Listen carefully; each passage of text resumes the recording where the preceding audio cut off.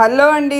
ఈరోజు చాలా కమ్మగా ఉండే పెసరావకాయ పుల్ల పుల్లగా కమ్మని సువాసనతో కమ్మని రుచితో భలే ఉంటుంది. ఎవరైనా సరే వంట రాని వాళ్ళు కొత్తగా వంటలు నేర్చుకుని పచ్చళ్ళు నేర్చుకునే వాళ్ళకు కూడా ఈజీగా పట్టుకునే విధానం చూపిస్తాను. 2 కాయలతోటి చివరికంట మిస్ అవ్వకుండా చూడండి. ఫ్రెష్గా ఉన్న కాయలు మార్కెట్లో తెచ్చుకున్నా సరే, మీరు ఎక్కడైనా తెచ్చుకున్నా సరే ఫ్రెష్గా ఉండాలి. నేనైతే మా గార్డెన్లో తెచ్చుకుంటున్నాను.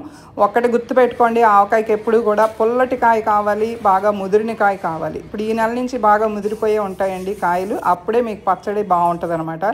ఇలా కడిగేసి శుభ్రంగా తుడిచేసుకుని మజ్జిగ ఇలా కట్ చేసేసి ఆ గింజను ఇలా తీసేసేయండి.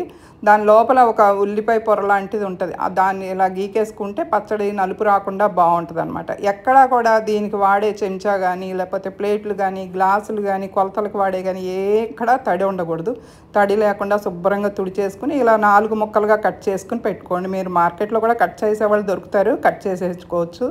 ఇలా ఒక కప్పు పెసరపప్పుని తీసుకొని దోరగా మీడియం సగం మీద వేయించుకోండి. దీనిని బట్టి మీ పచ్చడి రుచి అంతా బాగుంటుంది. చాలామంది పెసరపప్పు వేయించరు, కానీ వేయించి ట్రై చేయండి. ఎంత కమ్మని సువాసనతో పచ్చడి బాగుంటుందో, గుమగుమలాడుతా మంచి పెసర సువాసనతో బాగుంటుంది. ఇలా మెత్తగా మిక్సీ పొడి చేసేసుకోండి చల్లారిపోయిన తర్వాత. అలాగే మొక్కలు ఒక గ్లాసో గిన్నె ఏదైనా సరే పొడుగ్గా ఉన్న దానిలో పెట్టుకోండి. అప్పుడు మీ కొలతలు కరెక్ట్గా వస్తాయి. ఒక 2 కాయలకి 2 మగ్గులైనవి అనమాట ముక్కలు కొలుచుకున్న మగ్గుతోనే 1/2 కప్పు నువ్వుల నూనె, మంచి గానగ నూనె కానీ కోల్డ్ ప్రెస్డ్ ఆయిల్ కానీ తెచ్చుకోండి. ఈ నూనె వలన మంచి టేస్ట్ వస్తుంది. ఆవకాయకి మంచి నూనె తెచ్చుకోండి. ప్రతి ముక్కకి నూనె అంటుకునేటట్టుగా బాగా చేత్తోటి కానీ స్పూన్తో ఎలా కలుపుకున్నా సరే ఇలా కలుపుకోండి. అలాగే కల్లుప్పు ఒక 1/2 కప్పు తీసుకోండి. ఏ మగ్గుతో కొలుసుకున్నామో మనం ముక్కలు, దాంతో 1/2 కప్పు కల్లుప్పుని ఇలా మిక్సీ చేసుకుని వేసుకోండి. సాల్ట్ వాడకుండా సాధ్యమైనంత మట్టికి కల్లుప్పు వాడండి. ఒక చిన్న స్పూనుడు పసుపు, అలాగే ఎర్రగా ఉన్న ఎర్రటి కారం, తర్వాత ఘాటుగా ఉన్న కారం సగం, 2 కలిపి ఏ కప్పుతో ముక్కలు కొలుచుకున్నామో దాంతో 1/2 కప్పు కారం, 2 కలిపి మీరు ఏ కారం అన్నా వేసుకోండి, 1/2 కప్పు. అలాగే వేయించి మెంతులు పొడి చేసుకున్న పొడిని ఒక 2 టేబుల్ స్పూన్లు వేసేసుకొని ఎక్కువ వెల్లుల్లిపాయలని ఇలా ఒలిచేసుకోండి. ఆవకాయకి మంచి రుచి వస్తుంది. వెల్లుల్లిపాయలు తీసేస్తే ఇంగ వేసేసుకోండి, అది మీ ఇష్టం. వెల్లుల్లిపాయలు కావాలనుకునే వరకు ఇలా వేసుకోండి. అలాగే పెసరపిండి, మనం పొడి చేసి పెట్టుకున్న పెసరపిండి కూడా 1/2 కప్పు.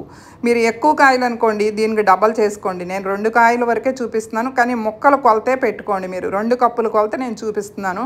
ఇలా మొత్తం ముక్కలంతా పట్టేటట్టుగా చేతితోటి కలపండి, అప్పుడే బాగా కలుస్తుంది. ఈ గిన్నెకి సరిగా మూత లేదని చెప్పి నేను వేరే గిన్నెలోకి ట్రాన్స్ఫర్ చేస్తున్నాను దీన్ని. ఇదంతా మొత్తం వేసేసి చక్కగా గెరిటితోటి నొక్కి పెట్టేసేసి చేతితోటి కానీ మొత్తం ఇలా నొక్కేసేస్తే మొక్కలకి అంతా గుజ్జు అంతా పడుతుంది. అలా మూత టైట్గా ఉన్నది పెట్టుకోండి. గాజు గిన్నె కానీ లేకపోతే జాడీలో కానీ కలిపి పెట్టుకోండి. ఇలా సెకండ్ డే మళ్ళీ చూసి పొద్దున్న మళ్ళీ కలిపేసుకోవాలి. ఇవాళ కలుపుకున్నామంటే మళ్ళీ మరుసటి రోజు అనమాట. ఎక్కడ తల్లిని స్పూన్ పెట్టుకొని పైకి కిందకి బాగా కలుపుకోండి. ఇప్పుడు మామిడికాయ ముక్కలకి ఉప్పు బట్టి కొంచెం నీరు బయటకు వచ్చింది, అలా గుజ్జు కొంచెం వస్తుంది అనమాట. అలాగే మళ్ళీ నెక్స్ట్ డే కూడా మనం చూస్తే ఇంకా కొంచెం గుజ్జు నూనె అన్నీ బయటకు వస్తాయి. ఈ పచ్చడికి కొంచెం ఆయిల్ ఎక్కువ పడుతుందండి, ఎందుకంటే ఆవపిండిలో అయితే ఆ నూనె ఉంటుంది, నూనె శాతం. అలాగే పెసరపప్పులో నూనె ఉండదు కాబట్టి కొంచెం ఎక్కువ పడుతుంది. ఇలా నీట్గా తుడిచి పెట్టుకోండి. ప్రతిదీ కూడా దీన్ని ఒక పద్ధతిగా చేసుకోవాలి. ఆవకాయ పచ్చడి మాత్రం కొంచెం చిన్న చిన్న జాగ్రత్తలు. అలా 2వ రోజు కూడా మళ్ళీ తీసేసి కలిపేసేసుకొని నీట్గా కలుపుకొని మళ్ళీ ఎప్పటికప్పుడు చక్కగా తుడిచి పెట్టుకోండి గిన్నె అంతా నీట్గా. అలా 3వ రోజు కల్లా పచ్చడి సిద్ధమైపోద్దండి. మనం తినటానికి పప్పులో దేనిలో వేసుకున్నా సరే భలే ఉంటుంది. పుల్ల పుల్లగా కారం కారంగా కమ్మగా పెసరపప్పు సువాసనతో. ఆవపిండి వద్దనుకునే వరకు ఇలా చేసుకోండి. కాకపోతే 3 నెలల కాలమే బాగుంటుంది ఇది పచ్చడి. ట్రై చేయండి తప్పకుండా.